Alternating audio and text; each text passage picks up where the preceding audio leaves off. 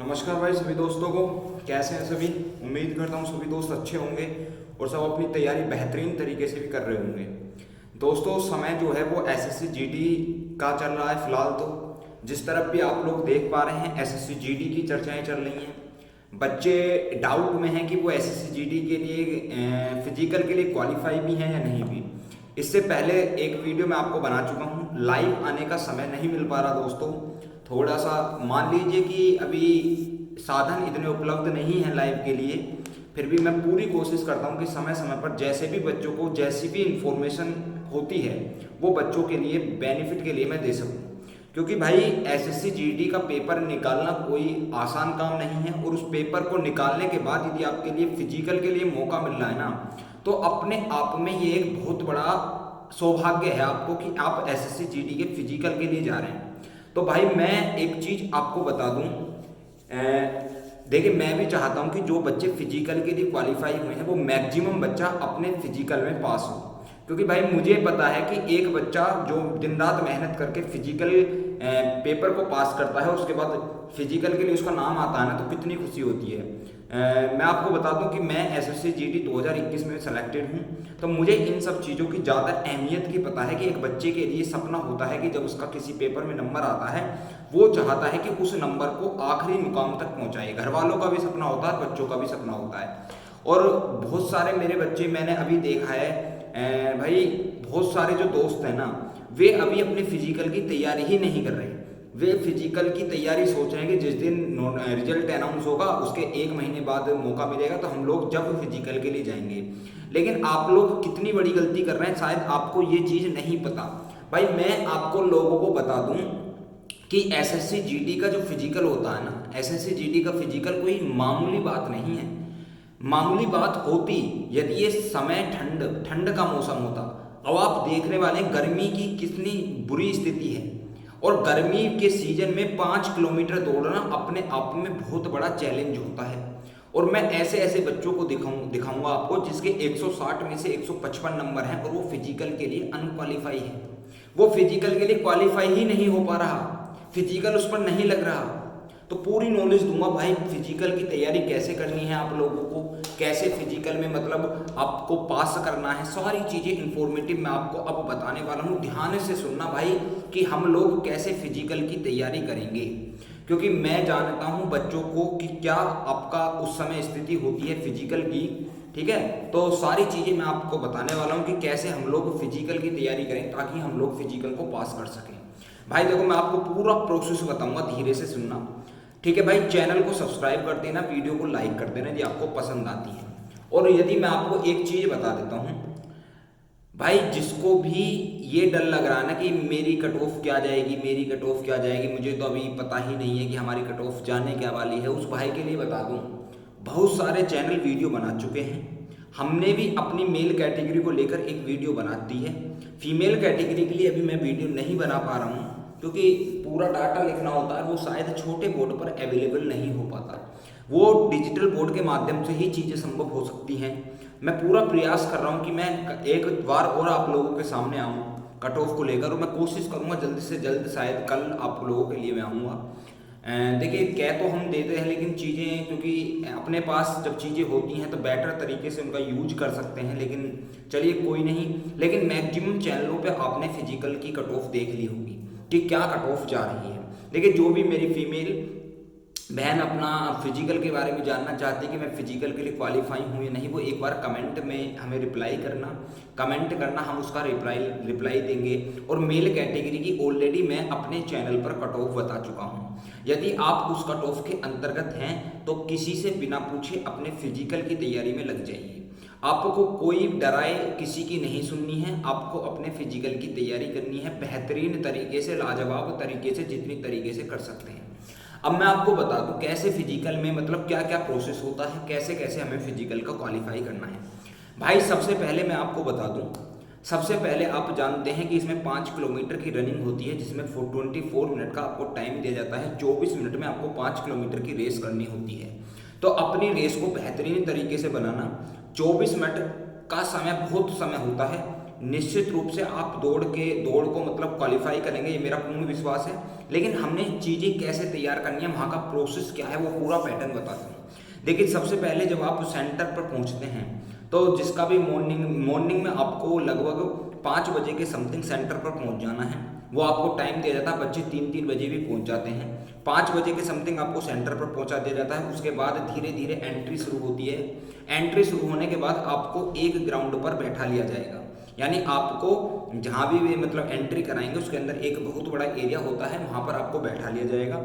बैठाने के बाद बच्चों आपको फॉर्म फिलिंग करने के लिए दिया जाएगा, एक फॉर्म दिया जाएगा। वे स्टेप बाय सब चीज़ें आपको बताएंगे कि आपको कैसे फॉर्म भरना है, क्या चीज़ कैसे भरनी है। यदि किसी से गलती हो जाती है, गलत मत भरना, चाहे आप पर नहीं भरे जा रहा उनसे पूछ लेना, वे आपको बताएंगे कैसे हम फॉर्म भरेंगे। फॉर्म भरने के बाद बच्चे क्या होगा, फॉर्म भरने के बाद वे बच्चों को उठाना स्टार्ट करेंगे।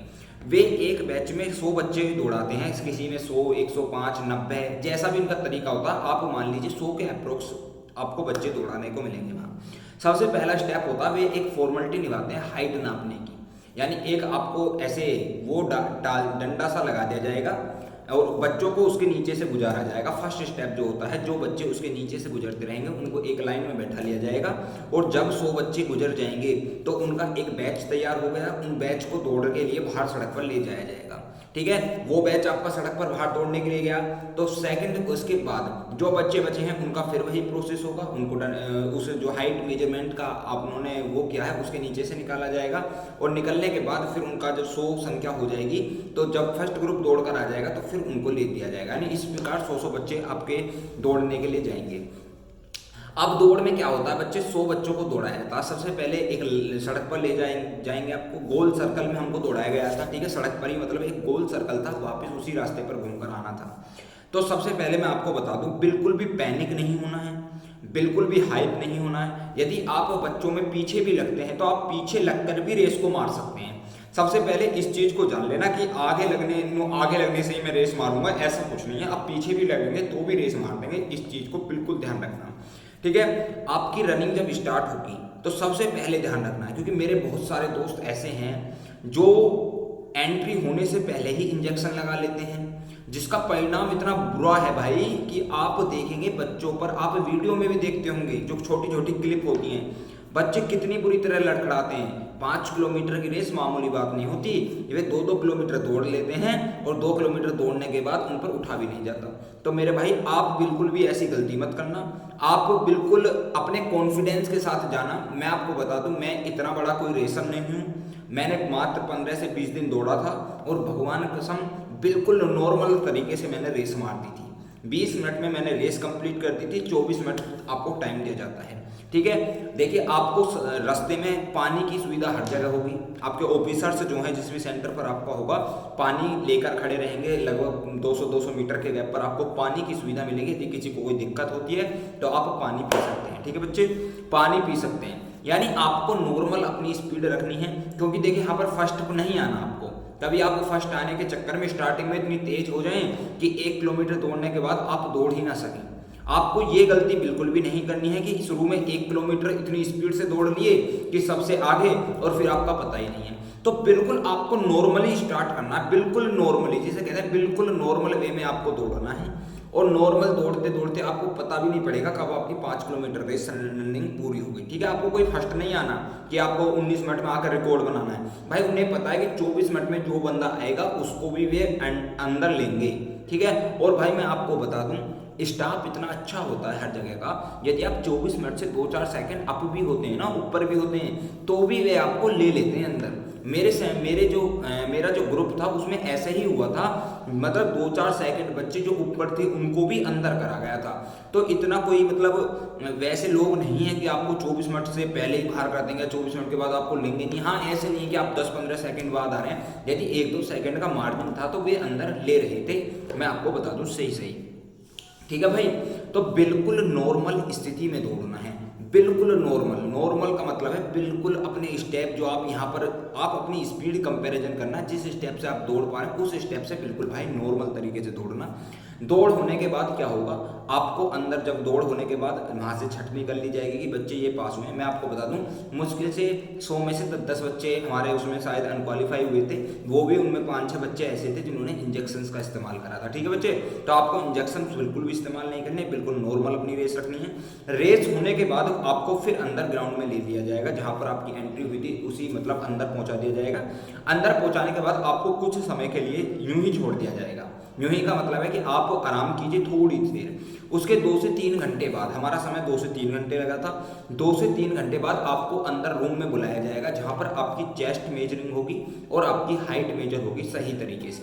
वहां पर बच्चों को एक लाइन में बैठा लिया जाएगा कतार में, जो बच्चे फिजिकल के लिए फिजिकल जिन्होंने क्वालिफाई किया उनको एक कतार में बैठा लिया जाएगा, और फिर वहां से 1 बाय 1 एक एक बच्चा बुलाया जाएगा। सबसे पहले बच्चे की हाइट नापी जाएगी, वहां पर अच्छे तरीके से हाइट नापेंगे।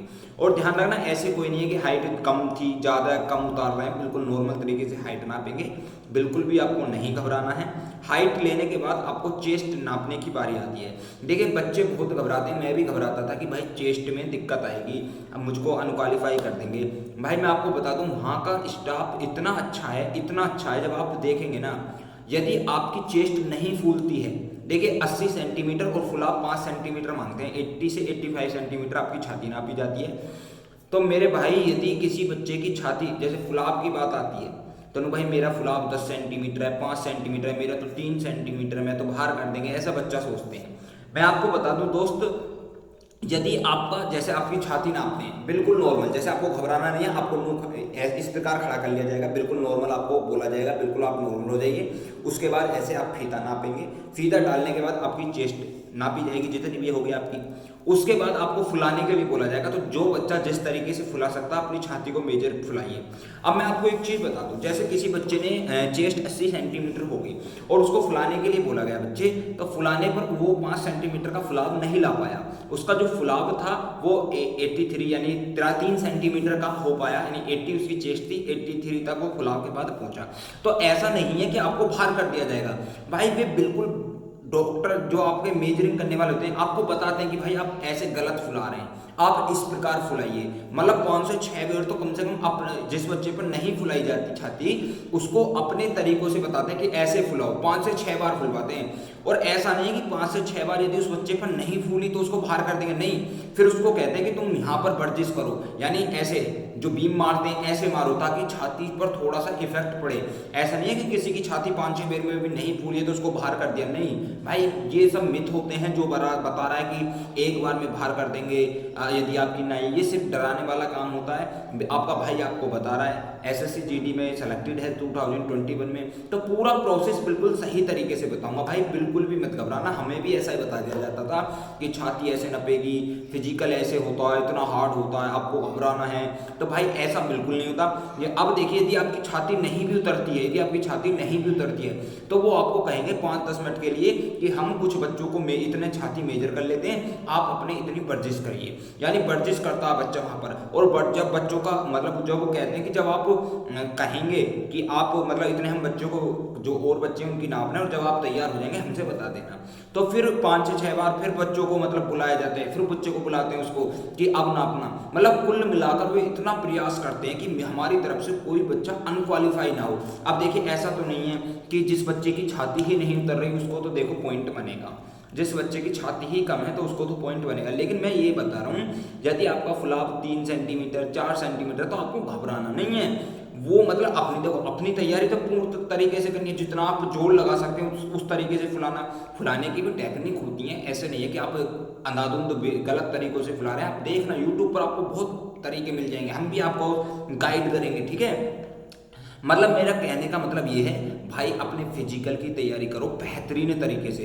आगे ना तो हाइट इतनी मेजर करेगी, यदि आपकी हाइट आपको ऑलरेडी पता होगी, छाती जिसको लग रहा है मेरा फुलाव कम है, ऐसे ही भाई आपके भाई को लगता था, इतना सपोर्ट करेंगे, इतना सपोर्ट करेंगे, आप सोचेंगे कि भाई ये घर के ही मेंबर हैं, बिल्कुल ऐसा व्यवहार करेंगे आपके साथ कि ये घर के ही मेंबर हैं। और जब ये सब काम कंप्लीट हो जाएंगे आपको एक ग्राउंड में बैठा लिया जाएगा और कुछ देर बाद आपको छोड़ दिया जाएगा। यानी मैं आपको बता दूं, सुबह 5 बजे एंटर करने के बाद भाई आप सांझ के 6 बजे ही ग्राउंड में से निकलेंगे। पूरे 12 घंटे का वो समय लेते हैं। तो सुबह जो भी मतलब देख लेना, ऐसा नहीं है कि आपका फिजिकल भाई, यदि मैं कह रहा हूँ आपकी रेस सपोज की 7 बजे पहला ग्रुप दौड़ा, यदि उसकी रेस 8 बजे कंप्लीट हो गई, तो ऐसा नहीं है कि आप 12 बजे तक बाहर चले जाएंगे या 9 बजे तक बाहर चले जाएंगे।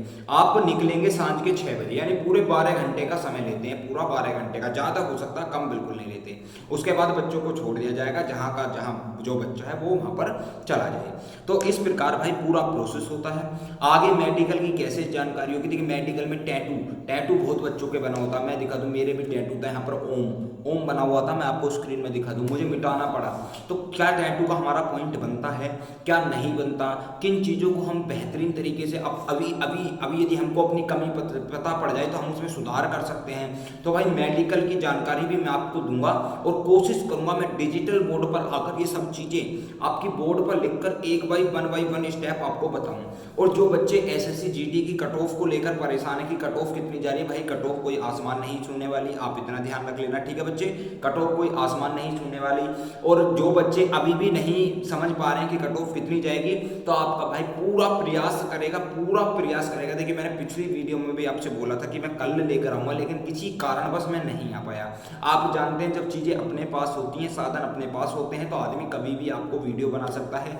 लेकिन जब चीज़ें अपने पास नहीं होती तो दूसरे की चीज़ों पर थोड़ा सा काम करना मुश्किल होता है। आप समझ सकते हैं अपने भाई को, ठीक है, आप समझ सकते हैं मैं क्या कहना चाह रहा हूँ। देखिए भाई आपसे एक और चीज़ कहूँगा, नेगेटिव कमेंट बिल्कुल भी मत किया करें। यदि आपको वीडियो नहीं देखनी है, यदि आपको पसंद नहीं आती तो बिल्कुल मत देखें, आपसे कोई भी दिक्कत नहीं है, लेकिन प्लीज़ नेगेटिव कमेंट मत किया करें, ठीक है। और जो भी बच्चा जैसी भी इंफॉर्मेशन चाहता है वो मुझसे संपर्क कर सकता है, अपना कमेंट में अपना मतलब प्रश्न कर सकता है, मैं उसका रिप्लाई देने की पूरी कोशिश करूंगा। लेकिन भाई से कहूँगा भाई नेगेटिव कमेंट कृपया करके नहीं किया करें। देखिए कोई मैं भगवान नहीं हूँ जो मैं आपको बता दूं कि यही कट ऑफ जाएगी, क्योंकि बहुत बच्चे कर रहे थे कि इतनी कट ऑफ नहीं गई तो हम देख लेंगे।